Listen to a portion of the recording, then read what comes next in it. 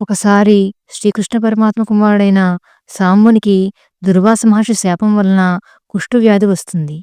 ఆ కుష్ఠవ్యాధిని పోగొట్టుకోవడం కోసం సాంబుడు సూర్యారాధన చేస్తాడు. సూర్యుడు సంతోషించి తనకు ఎంతో ప్రీతిపాత్రమైన ఈ 21 నామాలను ఇస్తారు. ఇవి కేవలం నామములు మాత్రమే కాదు, ఇది స్తవరాజము. దీని గురించి సాంబ పురాణంలో ఉంది. మరణం తథ్యం అన్నవారికి కూడా మృత్యు నుండి బయటపడే అవకాశం ఉంటుందని సాంబ పురాణంలోని విషయము.